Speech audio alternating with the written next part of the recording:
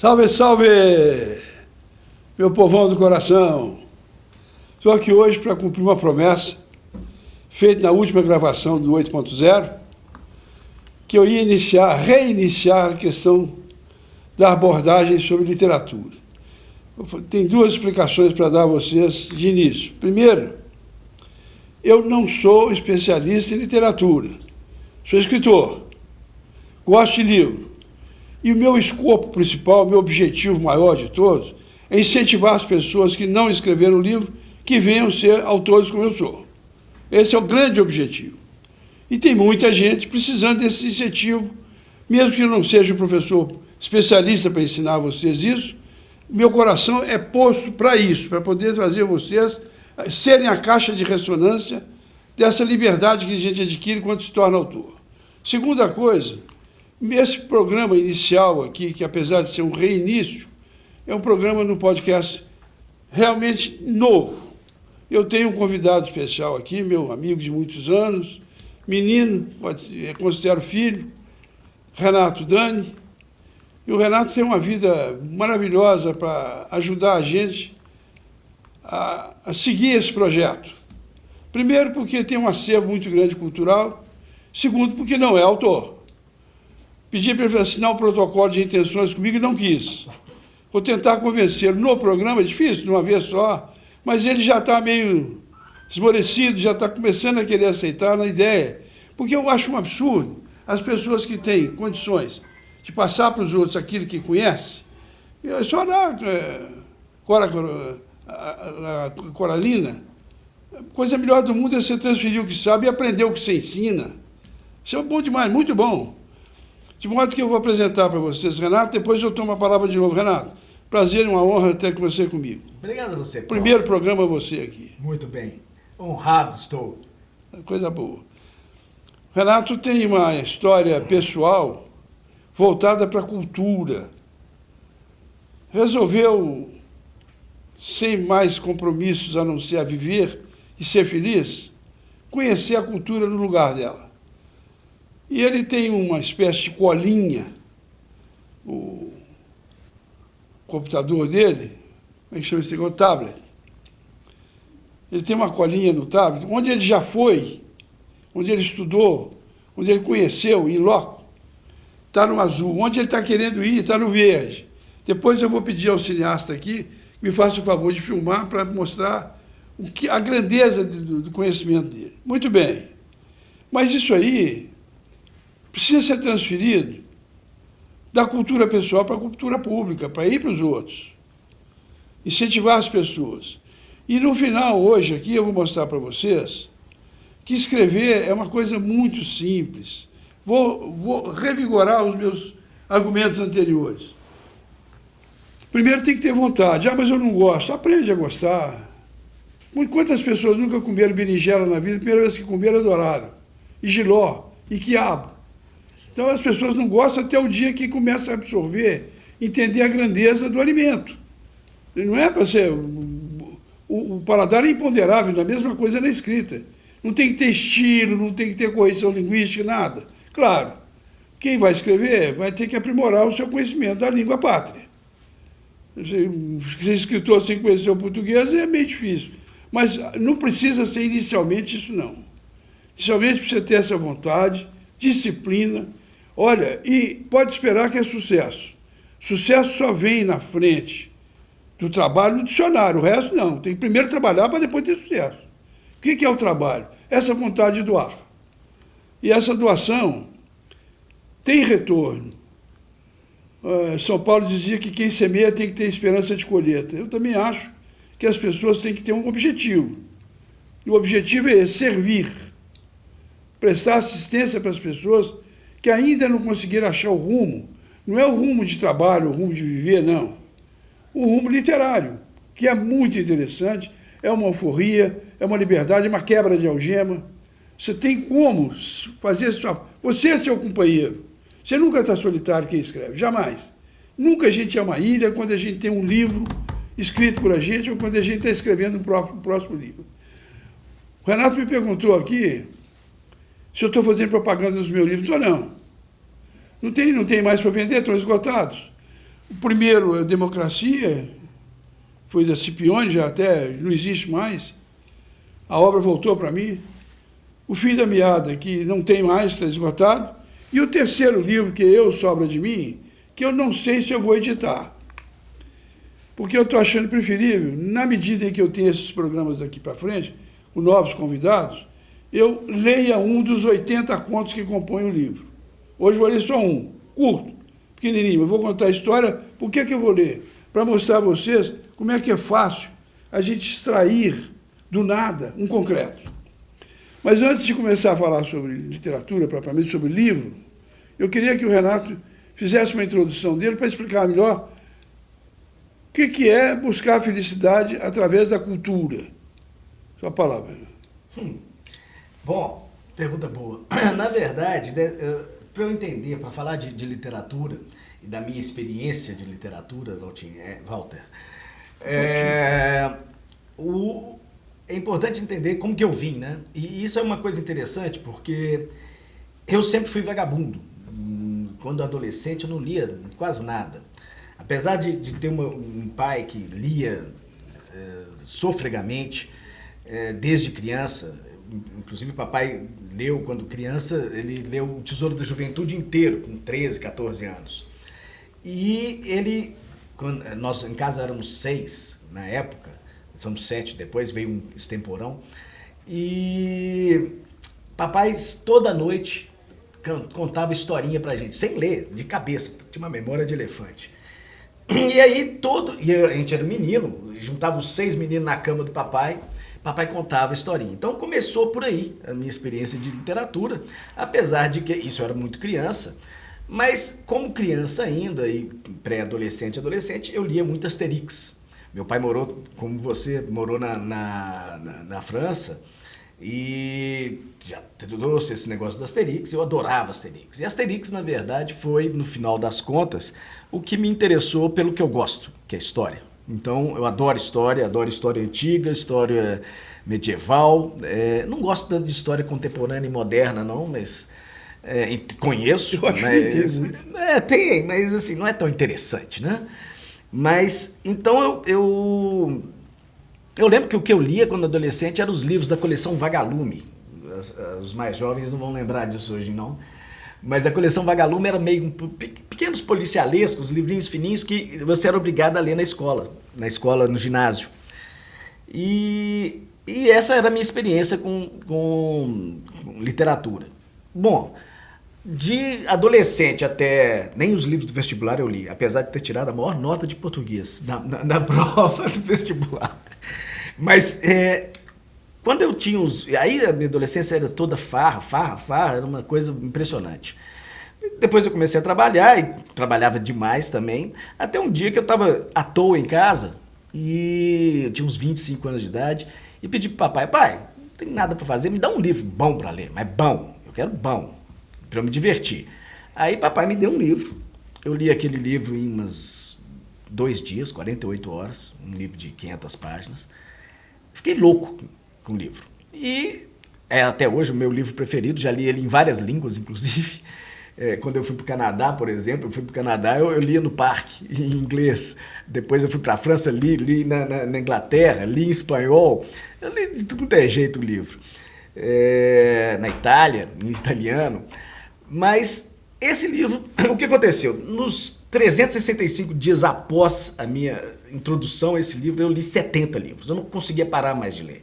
Eu não saía mais final de semana. Chegava sexta-feira, que eu vinha do trabalho, interessava que se eu estava cansado, tomava um banho, pegava o livro e pau, e começava. Até o meu recorde foi 1.200 páginas em 2 dias e meio, no fim de semana. Comecei a ler na sexta, acabei no domingo de madrugada. Um livro espetacular também. Mas enfim, e desde então, os próximos 25 anos quase, não uns 20, porque aí eu estou lendo um pouco menos hoje. Hoje em dia você tem isso aqui, né? Você tem internet, e acaba que para a história a internet é ótima, né? Você começa a estudar um caso, um momento da história, aí você vai linkando com o Wikipedia, você vai linkando e não acaba nunca mais. Aí nisso é uma leitura longuíssima, né? Mas livro mesmo, literatura, eu lia 60, 50, 70 livros por ano durante 20 anos. e romance histórico, é o que eu gosto. História pura eu lia também, mas romance histórico para mim é o auge da literatura, para mim, é o que eu mais amo. Não gosto de poesia, gosto de policiais, alguns, gosto de coisa de espião, Ken Follett da vida, enfim. Mas principalmente romance histórico, porque você tem a oportunidade de viver coisas longínquas e se sentir ali dentro, né? Essa é a mágica para mim da literatura, né? Pois bem, então essa foi minha introdução à literatura. E por que, como eu sempre gostei de história, eu trabalhava com fusões e aquisições antes, e aí eu queria sempre aposentar cedo, eu queria aposentar com 50 anos, para eu me picar para a Europa e viver a cultura da Europa in loco, né? Ou seja, é uma coisa que uma coisa é você estudar, outra coisa é você estar lá, né? Apesar de eu ter ido desde os meus 18 anos todo ano para a Europa. Constituir a história do local. Exatamente. E todo ano eu ia para a Europa, mas não é a mesma coisa. Eu falei assim, tudo bem, eu passava um mês na Europa todo ano. Sempre França e Itália, impressionante como que eu tinha esse negócio. Mas eu queria ter a experiência de morar ali, de viver ali. Eu tinha uma condição razoável para ir, financeira. Aposentei antes, bem antes, aposentei, entre aspas, não recebo nada do governo, cadê o governo? Não me paga nada. Ainda bem. Na crise, no final de 2014, já vendo que o negócio ia arrebentar, e como arrebentou em 15, 16, 17, eu falei assim, pô, tô novo, vou embora, não vou parar de trabalhar. Se eu precisar de trabalhar para não dar uma de Jorginho Guinle do dinheiro acaba antes da vida, né? Eu falei, eu vou embora, vou aproveitar. Então, a primeira coisa que eu queria era para a França. Não falava francês. E aí eu fui, morei 1 ano e meio em Dijon, basicamente aprendendo a língua, passeando, tomando muito vinho. Deixei de ser um bebedor para virar um alcoólatra conhecido, não anônimo. Ali vale, né, Valdir? Ali vale. Aquele vinho é espetacular. Muito bem, mas aí, depois que eu aprendi a língua bem, razoavelmente bem, eu fui no Novo Passo. E o Novo Passo foi muito interessante, porque eu fui para Paris e fui estudar no Louvre. O Louvre tem um programa, para quem tem interesse, muito interessante, de chama-se auditar, né? Ou seja, frequentar sem necessariamente ter um título. Você pode escolher, você tem uma cadeira básica. Curso livre. Mas você tem uma cadeira básica, livre sim, você paga, mas você tem uma cadeira básica de História das Civilizações e da Arte, que são 3 anos de curso. Eu fiz 1 ano e meio só. E além desse curso básico, você pode escolher qualquer cadeira disponível lá no negócio. E aí você tem de tudo. Você tem etruscologia, você tem Ancient Near East, você tem o escambau. O que você quiser tem. Paris. Eu tinha aulas sobre Paris, que eu ia basicamente semanalmente com o professor do Louvre visitar os bairros de Paris, com a explicação histórica de Paris. Então, você tinha de tudo. É um espetáculo. E eu sempre fui rato de museu, adorava, e ficava no Louvre, além das aulas, eu ficava no Louvre 2, 3 horas por dia.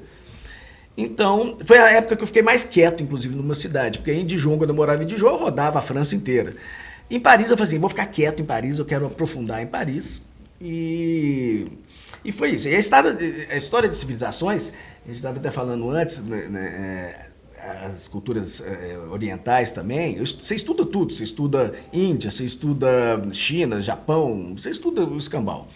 Só que o que eu gosto é de cultura ocidental, então principalmente antiga, medieval. E aí, o grande barato de estudar esse tipo de coisa é que você está estudando ali, e quando você está na França, está estudando na França, você vai pegar aquilo que você estudou e vai entender. Você vai estudar a história da França, fantástico. Aí você vai para todas as regiões da França, você entende tudo, você vai na cidade, você vê as coisas, você se aprofunda na história. E o gostoso é você chegar no boteco, em Rennes, por exemplo, para ler sobre Ana. Então, ótimo. Então você vai se divertir ali, horrores. Lendo em loco, tomando cachaça. Né? Oi? E aprendendo. E aprendendo, né? Ou seja, um grande barato. Depois de Paris, eu fiquei lá 1 ano e meio, no Louvre. Depois eu fui para uma cidadezinha pequenininha, mas continuava indo perto de Fontainebleau. Barbizon. Mas depois eu fui para Roma, e eu queria ir para Roma muito. E eu queria ir para Roma para estudar na Universidade Gregoriana, que é uma universidade de 500 anos, é a primeira universidade em Roma mesmo, católica. Foi fundada pelo Papa Gregório XIII. Gregório XIII é, de quem não sabe, do calendário gregoriano, o nosso calendário atual. Ou seja, então, mas ali eu fui estudar o que eu mais gosto, história da igreja medieval.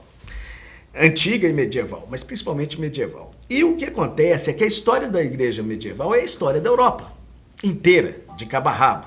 Da Irlanda até a Romênia. Então, na verdade é pior, da Irlanda até a Turquia, né? Que você vai pegar todo o Império Romano do Oriente. E aí que eu rodava mesmo. Porque eu estudava, pegava o carro e me picava nas cidadezinhas pequenininhas onde aconteceram as coisas. Então você chegava lá e você ia nas criptas, etc., e conhecia as coisas. Isso é um grande barato. Voltando à literatura, ou seja, você perguntou do aspecto cultural, é isso, ou seja, foi a minha experiência. Vou voltar. Posso pegar um gancho? Manda. Dei sorte, atirei no que vi e matei o que não vi. Fiz um esforço enorme para o protocolo de intenções, não quis assinar. Hoje ele é um réu confesso. Pode uma pessoa com esse tipo de vida, de experiência, de cultura, deixar de escrever? Não pode. É claro que ele não vai fazer só narrativa de viagem. Aí é que está a grande vantagem do livro, é que ele liberta você para você encaixar tudo que ele viu de cultura, que é interno, ninguém toma. Qualquer regime que vier, ou se vier, tomara que não venha, diferente, não tem como as pessoas tomarem de mim o que está aqui dentro. Não tem jeito, cultura é cultura. Acho até... Não precisa ter tanta cultura que Renato tem, não. Precisa não. Mas as pessoas têm que ter um mínimo de discernimento, que primeiro tem que ler. Não pode ir no local, não precisa ir no local. Isso é um privilégio, uma bênção disso, para poder fazer o que ele fez. Primeiro, discernimento. Segundo, vontade política de fazer. Terceiro, condições econômicas de cumprir. É tudo muito difícil. São pedras no caminho que a gente precisa não pular, contorna. Ao mesmo tempo que você acontece isso, você tem uma outra visão de que quem não pode fazer isso pode pensar sobre isso. Buscar. Na internet hoje tem tudo que você quiser. Esses subsídios para agregar na sua ideia, vou pedir licença a vocês para mostrar uma coisa aqui. Toda obra tem um começo. Aqui está o alicerce. Depois da vontade, está aqui está o alicerce. Você tem uma ascensão, a escrita não cai, só sobe. Impressionante, isso é experiência própria. Você só cresce nela. Nessa primeira volta aqui, você já tem a concepção de uma ideia. Vou falar sobre uma pessoa, sobre um caso, condições, etc. Você cria o seu projeto ainda vulnerável, ainda sem substância, ainda sem... Me perguntou ontem o Renato, como é que eu faço para começar a escrever? Não tem que fazer, não tem que começar a escrever, não. Vontade de escrever. Tenho vontade? Aqui o início, eu sou livre, eu posso escolher o que eu quero para começar aqui dentro. Se eu quiser colocar o meu personagem aqui, eu ponho. Principal. Se eu quiser colocar as circunstâncias que envolvem o projeto, eu ponho as circunstâncias em volta de mim. O que eu quiser, eu estou livre. Essa espinha dorsal, ela não quer dizer que ela está completa quando eu penso nisso, não. Ainda é uma grande interrogação.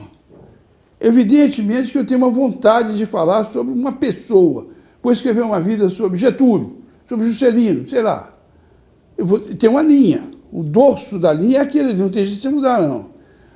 Os paetês e as firulas que você põe em volta disso, aí vem a criatividade que com o tempo virá.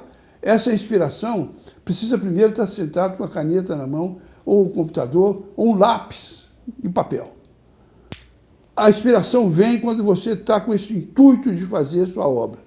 Aqui, você não preocupa com mais nada a não ser o seu pseudo-inicial enredo, mais nada. Capítulos, forma de escrever, erros de português, nada. Tem revisores para isso hoje, não tem. Mesmo que você não pague, a editora faz isso para você. A própria editora tem interesse pelo seu conteúdo de editar o livro. Como é que ela vai fazer isso? Você vai deixar um livro com erro? A gente comete erro demais da conta. A língua portuguesa é vastíssima. Eu não conheço nada dela, para dizer com franqueza. Eu sou analfabeto em matéria de gramática, essas coisas, não sei nada. Mas tem gente que é coadjuvante no trabalho, seríssimo, responsável, e é imprescindível para corrigir, para diagramar, para tudo, para botar um livro bonito, fazer capa, tudo. A beleza do livro não está na sua mão.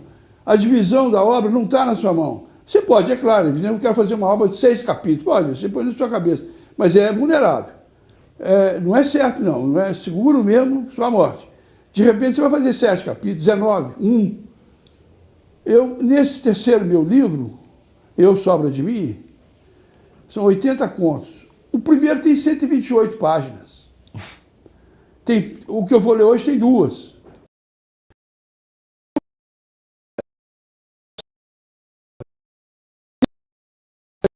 Você vai escrever seu conto. Começa por aqui.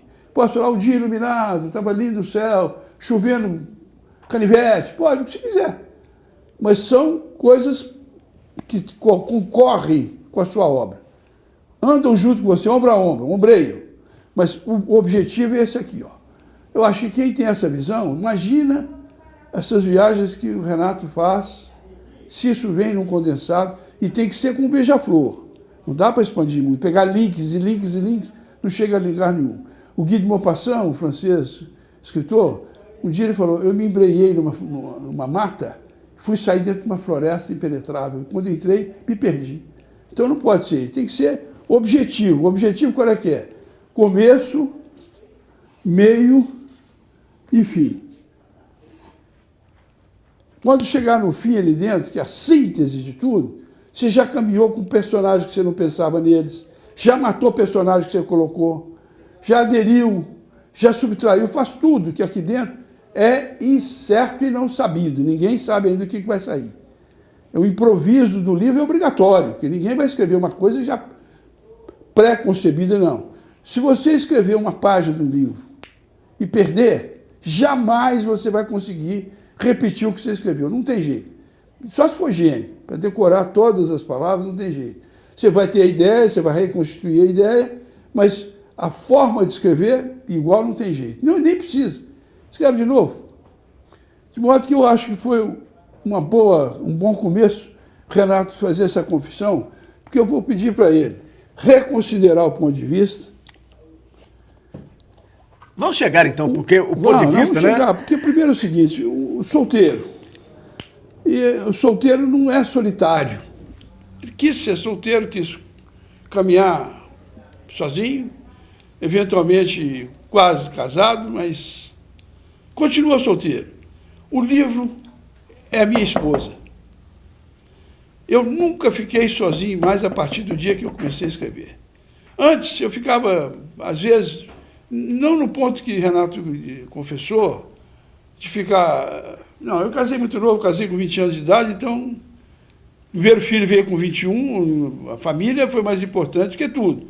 O meu norte da vida é família, depois o resto é adjacência.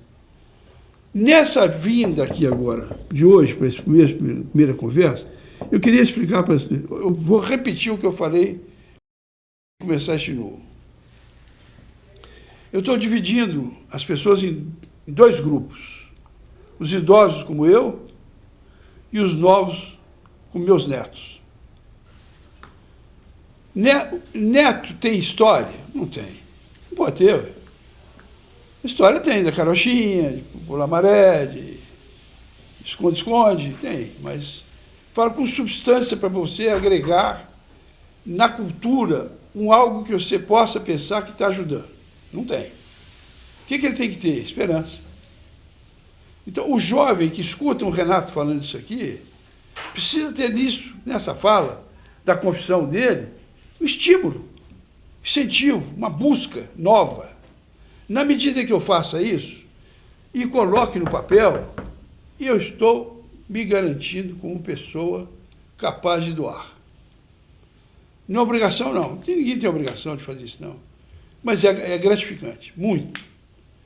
Não vou falar o nome dele, não. Mas tinha um sujeito que falava assim, na hora da colheita, não me procure porque eu vou estar semeando em outros cantos. Isso é outra coisa importante vocês perceberem. Não pode botar dinheiro na frente do livro, não. Pode. Tem muita gente que virou comerciante de escrever. Da escrita, eu não acho aí diferente. Eu sou mau negociante.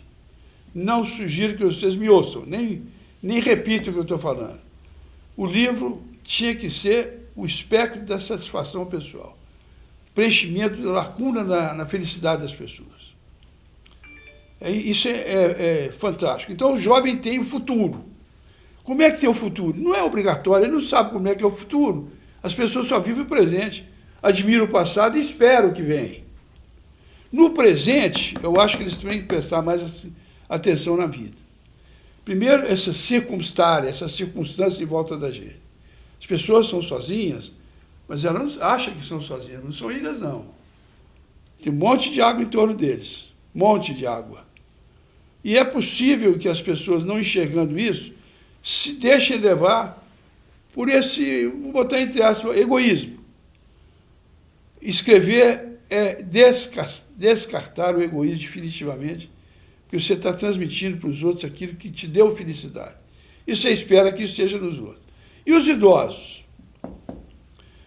Para os jovens, vou dizer para os jovens, essa cibernética, esse avanço tecnológico, os meninos de colo, na mãe, amamentando ainda, já põe o dedo no computador, no celular, para jogar o joguinho da galinha amarelinha.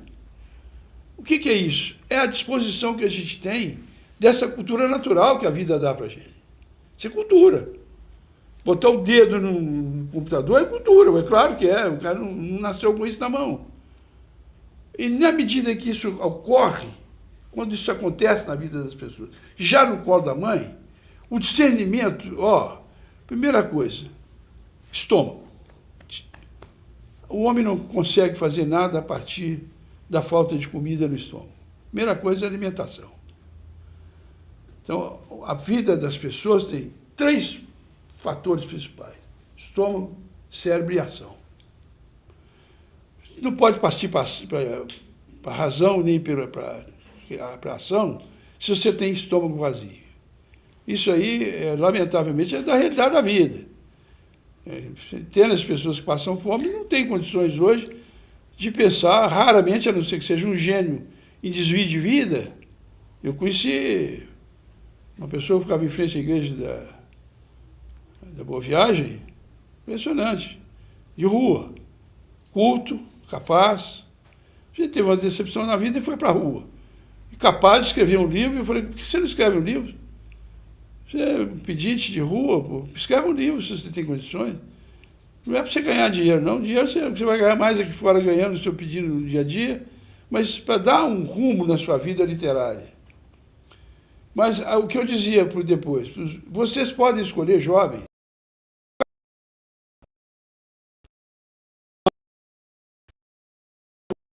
tecnológico, dessa grandeza instrumental que a vida está trazendo, muito rápido, puf. Eu estou com 80 anos, mas quando eu tinha 20 não tinha nada disso que vocês estão vendo aqui hoje, nada. Quando eu tinha 40 já começou a aparecer. Com 80 está saturado, já tem tudo que vocês puderem imaginar. Qualquer assunto do mundo hoje, bate o computador, está ali, ele explica para você o que é. Essa literatura, para os jovens, é mais fácil do que para nós. Porque a gente tem que ter a perspicácia de analisar o que passou, os mais velhos. Vocês não. Chute. Mas não pode ser um chute maluco. Tem que ser um chute racional. Aí que está. A cabeça foi feita para isso, pensar antes de agir. Quando você faz isso, sua literatura vai nascer. Sua capacidade literária nasce. Aí, ou digitar. Os idosos não. Os idosos não têm esse privilégio da esperança de longo prazo, Mas tem uma coisa fantástica, que no passado eles acumularam muita sabedoria. Não é só cultura, não. Sabedoria. As pessoas com 80 anos, se elas tiverem um pouquinho de dignidade, de caráter, não pode mentir, não pode bajular, não pode ser falso. Preguiçoso até que começa a ter um certo grau de preguiça, porque é cansativo. Depois que você trabalhou tantos anos, não dá para você ter uma obrigação de fazer. Mas livro não é obrigação, é deleite, é gostosura, um pudim que eu vou comer fora de hora. Isso é que é a grande vantagem. E ele tem, nesse ímpeto de escrever, a vantagem de ser livre. A grande vantagem da vida é ser livre. Quando eu dava minhas aulas, no primeiro dia de aula, eu perguntava para os alunos: o que você quer mais ser da vida? Eu quero poder, dinheiro, sucesso. Enquanto um não respondia que queria ser feliz, eu não parava de perguntar. Difícil, mas ao mesmo tempo é fácil, porque depende de mim, é ser feliz. Você não compra esse lugar nenhum, não. Você tem que construir sua felicidade. Segundo a segundo da vida. Que é a coisa mais feliz que esse encontro nosso aqui hoje. Coisa maravilhosa. Estou tentando fazer que as pessoas nos ouçam, duas pessoas conversando, amigas de muitos anos, para mostrar a vantagem de ser escritor. O que eu quero é isso. Sabe? E o velho tem um acervo, o idoso. É velho também, fiquei falando que é idoso, velho não é idoso. Não, idoso e velho é a mesma coisa. Conversa, firula de quem quer botar muito significado muito certinho nas coisas. Não, eu sou meio relaxado para essas coisas. Quero nada muito corretamente, não. De jeito nenhum. Quero que as pessoas sejam livres. E nessa liberdade começa por aí. O passado é um professor, a vida deu a todas as pessoas idosas um acervo maravilhoso, a não ser que sejam curatelados ou tutelados, mas não é o caso. Pessoas normais que têm condições de escrever. Tem pessoas que eu sei, imóveis, não podem ser um tetraplégico, que têm uma cabeça maravilhosa. Eu fico admirado de ver como essas pessoas têm um esforço sobrenatural de conseguir. Eu tenho uma amiga que quer escrever e está começando a escrever, estou feliz por isso. Uma experiência notável. Pessoas que trabalham centro de saúde nas comunidades, pensa bem o acervo de cultura que eles têm. E assim por diante, tem centenas. E mesmo as pessoas que tiveram uma vida normal, funcionários, comerciantes, trabalhando no comércio, trabalhando na indústria, empregados ou empresários, todo mundo tem esse potencial escrito com 80 anos de idade. Tem que ter. Tem. Ou familiar, é no drama, é na comédia, no lirismo. Em algum canto você tem uma coisa para contar. E hoje eu peguei Renato aqui agora, nesse flagrante, está condenado, eu fiz aí como tem gente que faz. Eu mesmo fui o juiz, eu mesmo fui o autor, eu mesmo estou condenando meu réu a ter que fazer um compromisso com vocês de que ele vai ser autor o mais breve possível. Eu vou saber dele se ele é honesto, honrado, seríssimo. Se der a palavra, vai cumprir. A palavra é sua. Não posso dar palavra, não. Está muito cedo para dar palavra. Não, está cedo nada. Cedo é... Você, na verdade, muita gente fala assim, pô, você está lá, tal coisa, por que você não escreve? Por que você não faz alguma coisa? Você está lá, você está vivendo uma experiência que é única, né? É claro que é única. Mas o que eu vejo, assim, eu nunca quis... Todo mundo fala, você tem que escrever livro de turismo, blá, blá, blá. Eu falei assim, não, se eu fosse escrever, desde pequeno eu pensava em talvez escrever algum romance histórico, porque é o que eu gosto.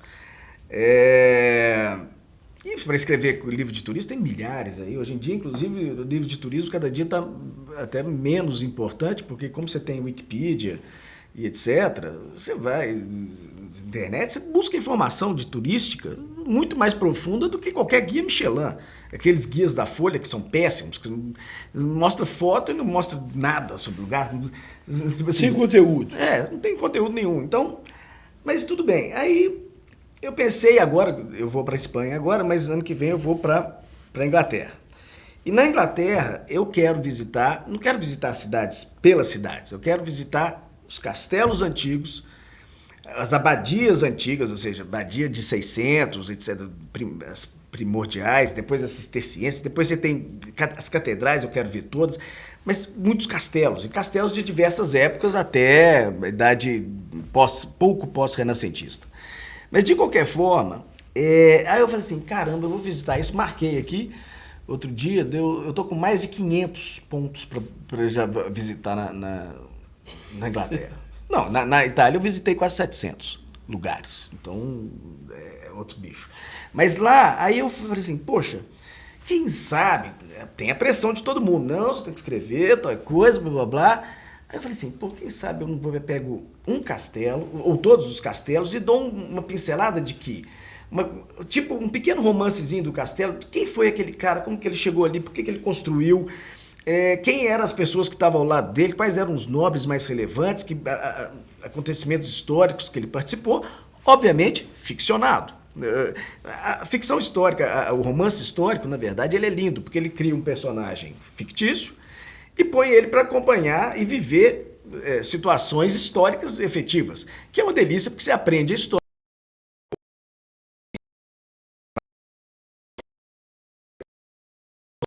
Escritores de romance histórico são estudiosos colossais, né? Ou seja, gente pesadíssima de estudar aquele assunto que ele está escrevendo, mas eu tive essa ideia, assim, para fazer uma coisa honesta, bacana, divertida, para fazer. Comecei num castelinho, que é mais lindo, Walter. Um castelo redondo, que era um castelo normando, redondo, de 1060, 1070, que é uma coisa diferente, que os castelos normandos eram quadradões, etc. E os castelos começaram nessa época. O fenômeno de castelização começou com as invasões vikings e as invasões árabes na França, na Itália, etc., que foram os primeiros grandes movimentos, que as pessoas não tinham castelo nem nada, eles simplesmente chegavam e arrasavam, terra arrasava.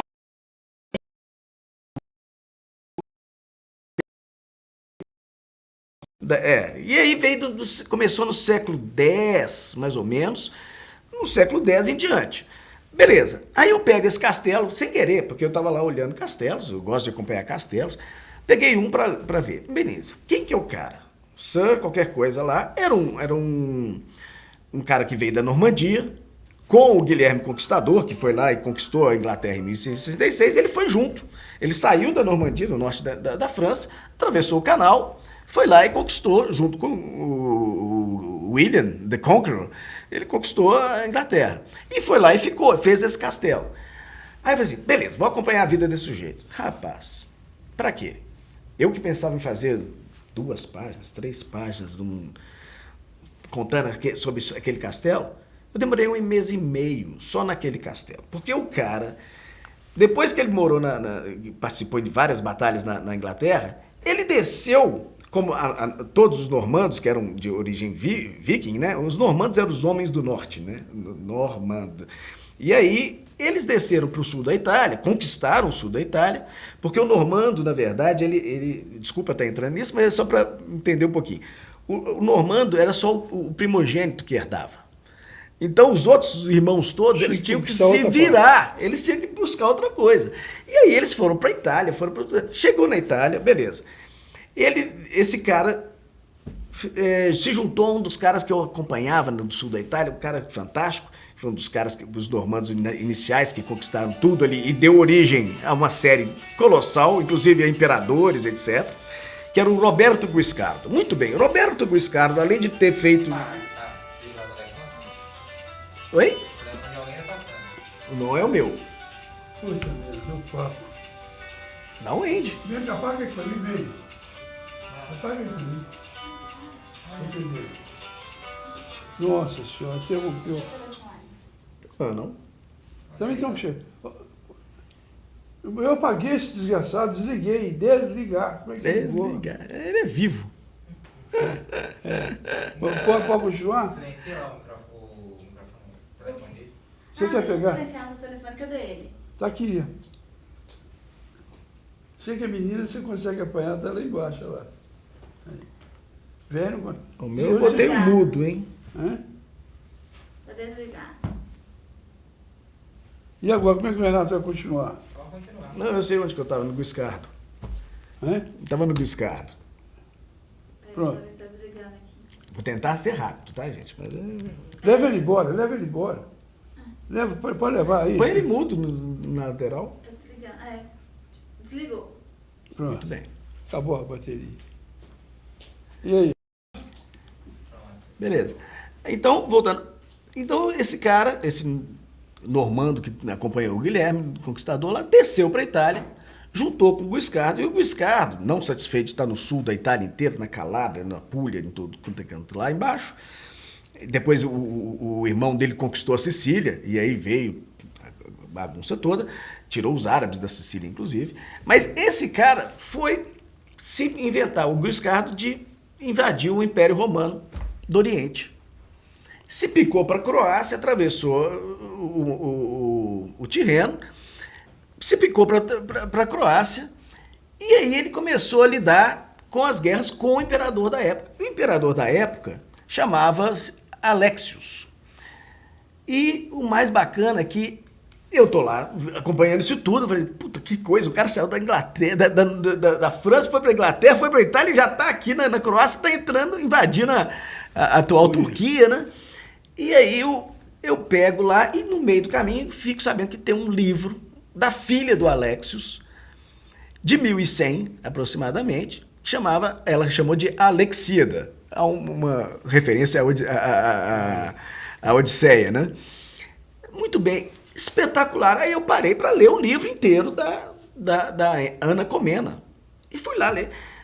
Então não acaba a coisa, você puxa o fio, o tal de entrar no mato, na mata, não acaba. Aí eu falei assim, ok, não dá para fazer um livro desse, não dá para fazer um livro curto, porque as coisas que vão ficando cada vez mais interessantes, como é que eu corto isso de contar a história do cara que estava no castelo lá, um castelo pequeno, bacana, mas pequeno, no meio da Inglaterra. Então eu falei assim, beleza, não funciona. Não dá para fazer, não do jeito que eu quero. E aí volta aquela ideia, ou seja, inicial, que eu sempre quis, sempre tive uma curiosidade, um interesse de escrever um romance histórico. Esse cara dava um romance histórico. Esse cara, sozinho, é um livro. É um livro. Livro de muitas páginas. O que é muito interessante, eu tenho outras ideias também, assim, que eu poderia fazer. Eu lembro que a minha família mora em Pistoia, que é pertinho de Florença, 30 quilômetros de Florença. E um bairrozinho antigo de Pistoia que chama Bottegone, que era uma antiga bodega, que era basicamente uma parada dos nobres, a última.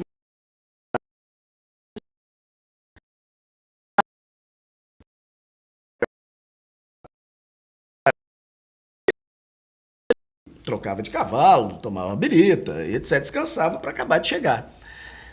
Muito bem, aí eu falei assim, pô, essa é a minha raiz e tal coisa. Eu podia criar um personagem fictício, passa, por exemplo, o Lorenzo, o Giuliano, de Médici, novinhos, esse personagem interage com eles desde pequeno, depois vai lá e sai nas aventuras deles. Ou seja, você tem uma história inteira dos Médici ali fazendo um carnaval, e não só ali na Toscana, eles se espalharam para a Itália inteira. Enfim, dá para fazer muita coisa. Posso atingir um pedaço aqui ainda, antes? Você está escrevendo um livro falando. Isso aí que você está falando, isso é que eu quero que entenda. Pois é. Eu quero incentivar os outros a pensar nisso. Não precisa. Conta carochinho, o cara não vai escrever, já existe. Mas o inédito... Você pode fazer novos e bacanas. Você pode fazer o inédito. É. Isso, cada coisa que você faz hoje é inédita para você. Pois é, mas eu acho que cada romance histórico, se você pegar, inclusive, partes das histórias não tão explorados, principalmente não explorados... Tem lacunas enormes. Você tem muita coisa para fazer. Então, dá para fazer. Aí vem o ponto. Primeiro, que você já me falou, que é o inimigo número 1, preguiça. Ou seja, tem que capitular isso. Eu estou fazendo outras coisas. Passar por cima. Segundo, técnica. Não precisa de técnica, não precisa. Eu acho que ajuda, por exemplo. Você pega o negócio da espinha de peixe. Digamos que eu pego o castelo lá até chegar lá no Império Romano do Oriente. Se eu fizer uma aqui, porque eu tenho que caminhar. E no caminhar, eu vou adicionar, pirata, vou adicionar árabe entrando, personagens, etc. Desvios de rota. Pergunta uma pergunta. Não é legal você meio que desenhar uma espiona de peixe, criando esses personagens e já fazer uma esboção? Vou te contar uma coisa aqui. Eu recebi, quando morava na França, vários brasileiros me visitaram. Morava no sul da França, Montpellier, e em direção à Espanha, Barcelona, que era a primeira cidade grande, boa, turística, vamos dizer assim. No meio do caminho, antes para a gente chegar na Espanha, tem uma cidade medieval, você conhece? Carcassonne? Mas a cidade medieval é interessante. Fortificada, século XI. Não. A primeira fortificação é romana, né? Você tem torres romanas até hoje lá. Você acredita que vários personagens que me visitaram foram... Eu falava assim, você está indo para Barcelona? Pare em Carcassonne. Vai ver o que é Carcassonne. É uma coisa cisterciense ainda, lá para trás. Não, a pessoa passa direto. O que o Renato está fazendo é isso exatamente. Ele está acumulando mais riqueza intelectual, mais cultura. O objetivo dele, para ele, está resolvido, que é ser feliz, ele está fazendo o que quer. Mas o que eu estou falando é para tirar duas coisas da cabeça. Uma é a preguiça. Pô, é um cara que pode fazer, o competente, já demonstrou profissionalmente que é muito competente, então escrever é fácil, é só papel, caneta ou lápis ou digitar, só. Tenta, faz em casa. Como é que chamava o cara do Ratatouille? O cozinheiro gordão? Gastou. Gastou? Acho que era Gastou. Ele tinha um livro que todo mundo pode cozinhar. E o Ratatouille era o ratinho, né, do filme. Ele falava assim, todo mundo pode, nem todo mundo deve. Não, que é uma questão que depois... Eu vou pedir licença, Renato. Mas nós começamos a falar.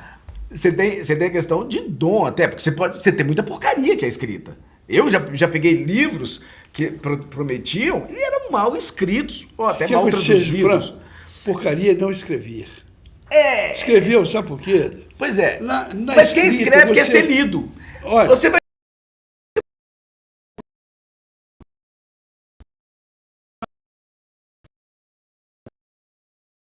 a discussão não é imbróglio, é uma busca comum. Eu sou a favor, você é contra. Cadê a terceira face da pirâmide? Está lá atrás. Eu sou a favor, eu sou contra ou a favor. Eu vou fazer o meu. Quando eu faço isso aqui, eu estou criando a dialética. E o livro, por pior que ele seja, uma coisa vagabunda mesmo, ele teve a coragem de se mostrar, perdeu o medo, que o grande problema de não escrever é medo. O medo do fracasso, né? Eu não sei porque que a pessoa não tem medo de sucesso. Eu tentei fazer meu livro, esse aqui, ó, não sei se é bom ou se é ruim, as pessoas até hoje não tiveram coragem de dizer que ele é ruim. Como você falou com o outro vagabundo lá. Esse aqui eu não acredito não, porque o outro lá vendeu 27 mil exemplares, esse aqui, a primeira edição dele foi embora numa semana e não tinha mais livro para vender. A segunda eu não vou vender mais, estou guardando ela para distribuir para as pessoas que eu acho que precisam. O Renato tem que sair daqui, nós estamos acabando nosso tempo lá. O Renato tem que sair daqui com um compromisso.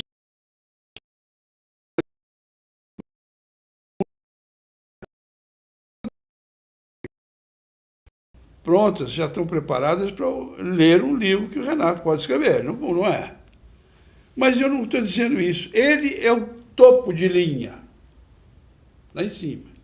Eu estou falando aqui embaixo, no pé da montanha. Vocês conhecem a história do senhor que tinha muita tristeza, andava de cabeça baixa, para baixo, para cima? Eu acho que eu já contei isso, mas eu vou repetir hoje aqui. Esse cidadão um dia encontrou-se com uma senhora bonita, vistosa, nova. Perguntou, senhor, cabeça baixa por quê? A vida é tão linda, tão bonita.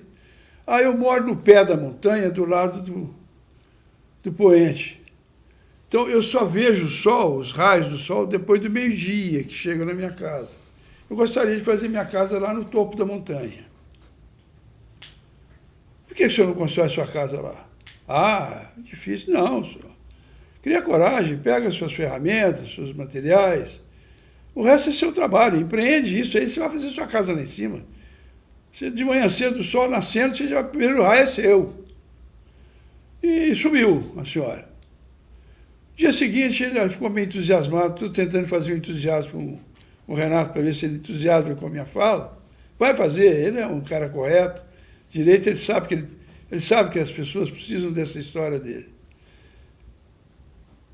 Primeira vez que ele foi empreender a casa dele para construir, ele deu 5 passos para frente, a montanha recuou. O susto, tentou a segunda tentativa, a terceira, voltou para casa meio abatido, mas dia seguinte empreendeu de novo, outra vez, vamos tentar ver se eu faço dessa vez. E assim foi fazendo a vida até esmorecido, parar de tentar construir a casa no topo da montanha. Nós passamos, a vida não passa, quem passa é a gente. Lá na frente ele encontrou com ela de novo, já de cabelos grisalhos, mecha branca no cabelo. Perguntou, a senhora é aquela senhora que me aconselhou a construir minha... Como é que a senhora chama? Eu chamo Utopia. Ah, o senhor chama Utopia? E o senhor fez sua casa? Não, senhora. Fracassei. Não consegui fazer minha casa, não. Não, o senhor, o que o senhor foi? Toda vez que eu vou à montanha, ela recua. O senhor é que andou para frente, a montanha é que andou para trás. A gente tem que ter essa utopia bonita, gostosa, de achar que eu sou o melhor do mundo, na escrita. Não sou. Cansado de saber que não sou. Nem você. Nem serei jamais. Não pode comparar com essas pessoas que são... Não serei jamais profissional do livro também, não. O que eu estou pedindo para você é que seja humilde como eu fui. Escreva o seu primeiro. Bobagem. Falei sobre democracia e liberdade. A editora achou melhor não publicar a liberdade, publicou só a democracia. O paradidático, que vendeu 27 mil exemplares. O que é isso? Bobaginha. Vou contar a história. Uma narrativa. Conto. Só que uma narrativa parcelada de capítulo em capítulo, vai passar dos vassalos, etc., até chegar no Hitler. Parei no Hitler.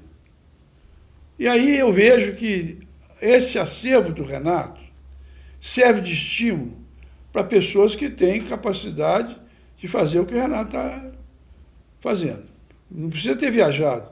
A pessoa viaja hoje na internet, não podia, antigamente era, como é que chama? Tesouro da Juventude? Que chamava? Tesouro da Juventude. A gente lia ali, mas é uma coisa pesada, cansativa. Hoje não. Fração de segundo você está dentro da Croácia, igual ele falou. Não é dentro da Croácia, não. Você está na sacristia de uma igreja bizantina que está lá dentro, antiga, século VI, século VII, 8, 9, 10, sei lá. E assim é que eu vou pedir, vou insistir, que o nosso tempo está terminando, vou insistir com o Renato. Você precisa me ajudar a estimular as pessoas a construírem seus livros. Um dos grandes estímulos que eu percebi foi em você.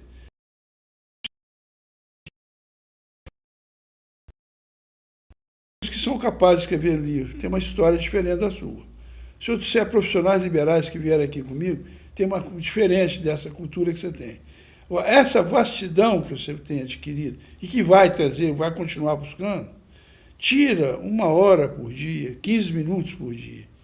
Não pode ser mais do que 800 palavras por dia, porque tenho lido muito sobre isso, é cansativo você escrever mais de 800 palavras por dia. 800 palavras é o que? Uma redação? Tipo? Você está escrevendo. Pouco, não? O computador te fala quantas palavras você vai escrevendo. Quando chegar em 1000, vamos botar 1000, vamos arredondar para 1000. A cabeça começa a ficar cansada. Para. Dá um rolé, toma uma cervejinha, puxa o seu texto, se for católico, o que você quiser fazer. Desenho colorido, vai jogar um joguinho lá do computador, o que vocês quiserem. Depois retoma. Mas o mais importante é essa decisão política de começar a escrever os idosos do passado. E antes de terminar, eu queria que o Renato quisesse concluir alguma coisa. Eu vou ler para vocês, mas vou contar a história rapidamente aqui. Eu vou pedir o Renato para se despedir, porque depois o cineasta corta a gente, acabou, eu fiz de conversa. Na verdade, para terminar, para fechar aqui, o que eu acho? Eu acho interessante a ideia. Até por curiosidade, porque nós comentamos isso, dom, talento, eu não sei se eu tenho isso, não sei se eu sou criativo o suficiente, mas é um bom exercício, pode ser. Quem sabe não dá certo. Acho que eu vou fazer o seguinte, eu vou escrever um começo, te mando, você dá um filtro. Mas tem que ser honesto. Se for porcaria, você fala assim, não é porcaria, continua viajando por aí, tomando cachaça. Mas assim, eu acho que tem possibilidade, mesmo porque eu sou vagabundo, então vagabundo hoje tem tempo. Não estudo mais, ou seja, parei de estudar as coisas agora. Não, na verdade eu estudo triplo, só que agora eu não estudo formalmente numa escola. Você não está Agora, na cátedra, mas você estuda. na verdade, o que interessa é que você estude fora mesmo. Quero Né? A agradecer, cátedra é divertido só, né? Mas assim, eu acho que eu posso tentar sim. Eu posso tentar fazer Fico feliz. Alguma linha nesse pé de fazer uma coisa de romance histórico, mas só mudando aqui. O nível, na verdade, isso que é interessante, o romance histórico, ele é para qualquer um. Eu sei. Ele é para qualquer um, porque na verdade você não precisa ter cultura nem nada. Pelo contrário, o romance histórico vai te dando cultura. Vai adquirir. E o interessante é que uma pessoa... Você imagina o Ken Follett com os pilares da terra. O cara está escrevendo sobre construir uma catedral, com o pedreiro e tal e coisa, o mestre que depois virou mestre de obra e por aí vai. Ninguém conhecia isso antes. Quando se leu, despertou interesse naquilo, porque foi bem escrito, foi divertido, foi um puta livro gostoso de ler. Botou historinhas, tal e coisa, que você tem que fazer, né, os lados, etc. Mas o fio da meada da história tá ali. E você se transporta para aquilo. Se você conseguir fazer isso, conseguir alguém se transportar para aquilo, já é uma ótimo. vitória. Agora, melhor ainda, ao contrário de você, eu adoraria ganhar dinheiro com isso. Não que eu queira trabalhar de novo, mas se eu for fazer alguma coisa, imagina se eu ganho dinheiro, publica e depois ainda vira filme, porque tem tudo para virar filme. Os filmes históricos hoje em dia são uma grande pegada, né? História que bomba muito mais do que... Não mais que Thor, né? Passo a começar a torcer por você, para você ganhar mais dinheiro. Pois é. Porque senão o dinheiro vai acabar, né? Vai. O dinheiro vai acabar. Eu não posso dar uma de Jorginho Guilherme, né? Mas vamos voltar aqui para o meu programa. Quando você falou em construção aí, eu me lembrei de uma coisa. A obra literária é como a construção de uma catedral, uma basílica, de uma fortaleza, um castelo. Não faz de um dia para o outro. Então, o que os pensadores, construtores pensaram? De hoje para amanhã, o que acontece? Então, eu tenho que deixar as pedras de amarração. Não é reto, não, porque depois, se começar reto, o deslocamento vai voar no chão. Elas são irregulares, irregularmente colocadas, são chamadas de pedras de espera. No dia seguinte, a construção começa preenchendo aquelas lacunas que as pedras permitem fazer. Aí eu acho que é importante...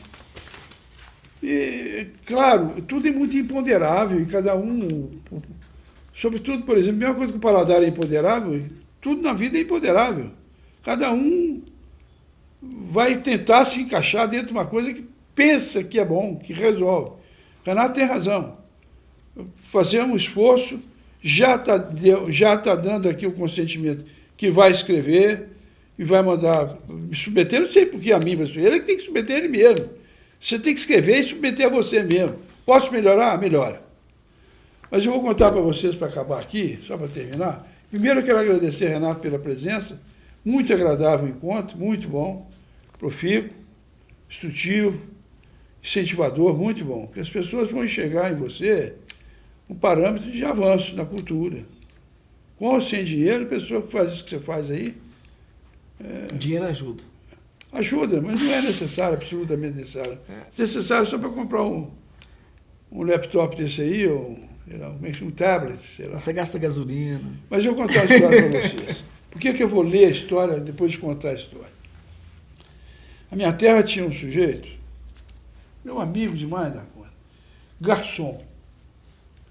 E filharada, mais de 30 anos de casado, já de cabelo grisalho, e ele com dificuldade de dinheiro para sustentar a família, ele nas horas vagas, ele se metia a curandeiro. Você está na parte de saúde das pessoas, na benzição, e benzia as pessoas e ganhava um trocozinho ali, sei lá. Teve uma festa de 15 anos, filha de pai passado, festão. Interior todo mundo conhece todo mundo, se não for parente é amigo. Festão danado. E ele foi convidado, foi contratado para servir as bebidas. Isso devia ser umas 2, 3 horas da manhã. Quando acabou a festa, felizmente não teve briga. No interior tem as brigas para você fazer graça para a namorada dele, briga com a família que ela não gosta. Não teve, não. Foi para casa e deitou-se para descansar do puxado que foi pesado. E a casa do Zé, aquelas que ficam no passeio, você bate na parede, é a janela dele. Zé, corre aqui, é o Chico. Vou na casa que o pai está muito ruim. Vou lá, me ajuda aqui. Ele morto de cansaço, mas noblesse obriga. Ele teve que levantar, porque um trocozinho a mais não é nada, uma boa. Levantou, foi lá, benzeu o velho, tá, e vou embora para casa. Quando ele estava quase dormindo, já tinha pego um pouquinho no sono, de novo o Chico lá na janela. Ô pai, ô Zé, vou ligar que o pai morreu, senhor. Aí isso é um choque para o benzedor. Acabei de benzer, o cara morre. É um negócio bem difícil para ele. Levantou, muito aborrecido. Levantou, foi lá. Quando chegou, o velho estava coberto com lençol, uma mortalha. Levantou e falou assim: mas morreu bem melhor depois que eu estive aqui, viu? Quer dizer, o sujeito não perdeu a chance e deve ter recebido o troco dele, porque ele mandou o defunto mais feliz para fora. Mas isso aqui eu conto nessa história, eu não vou ler todo, não. Eu só vou falar o seguinte. A história é essa. Aquela linha ali é essa. Começo, garçom, personagem único, 2 só na história. É um conto. Meio, a festa, etc. E o fim, que o cara teve a decepção de ver o pai morrendo, apesar do Zé. O apelido dele era Zé do Prego, pra vocês terem ideia, que um dia pegaram o Zé arrancando um prego do portal do boteco que ele trabalhava. Mas é mentira, que ele já tinha feito um buraco para o prego puxou e ficou como o Zé do Prego, porque conseguiu arrancar, a força diabólica dele arrancou o prego da parede. Mentira. Mas eu vou dizer para vocês o que é isso. A história disso é isso aqui. Ó. Mas eu vou contar para vocês por que tem o primeiro parágrafo, primeiro trecho do livro, do conto. Apresento-me, estou mostrando para vocês só esse pedacinho que eu vou ler, menino. Apresento-me de sentinela de primeira hora. Não dispenso batizado, seresta, formatura apesar de toda chatice, festa ou qualquer pretexto, seja de última hora e, claro, enterros, tudo transparente. Os que não praticam isso, a vida tem deixado transparente o que vale muito, o traquejo social. Quanto mais você se afasta do seu conjunto, do seu ambiente, do seu meio, mais a sua vida fica difícil. A fuga não é o bom caminho. Se você fugir, fuja com o seu livro escrevendo. Os que não praticam sofrem por se tocarem nos esconderijos inventados por lebres e outros irracionais. Uma espécie de casamata falsa. Sobretudo os mais zerados e melancólicos, não usuários dessa repartição de amizade que hoje praticamos com alegria. Verdade que nem sempre é uma relação sincera, podendo travestir-se de uma opa oportunista, pele de cordeiro. Há amigos com A maiúsculo e amigos com A minúsculo. Melhor correr os riscos mesmo a si mesmo. Menos mal que se transformar em indivíduos irascíveis, amargos, impacientes com o resto do tempo que lhes resta, no estrito usufruto vital dos idosos. Por que eu pus isso aqui? Não tem nada a ver com a história do Zé do Prego, nada. Mas é o tal de Paetê que eu falei. Você tem um diferente do seu prisma, do prisma do Renato, do prisma do cinegrafista. Tudo diferente, cada um tem um prisma. Eu vou acrescentar o meu perfil, eu vou acrescentar a minha sombra, a minha luz. Cada um enxerga de uma Mona Lisa, estou vendo a mesma Mona Lisa. Eu posso enxergar de uma forma ou ser de outra. O livro é a mesma coisa. Você insere pedaços para enriquecer a espinha dorsal que o Dani falou. Essas espinhas não estão programadas, não. São oportunas. Vai chegar o tempo que aconteceu isso. Agradeço a vocês todos. Prometo semana que vem voltar com outro grande amigo de coração, para a gente continuar a discutir sobre convencer as pessoas a escreverem o livro. E aqueles que, como o Renato, estiverem muito em dúvida, coragem, perca o medo, ser dono da sua vida. Até mais, obrigado.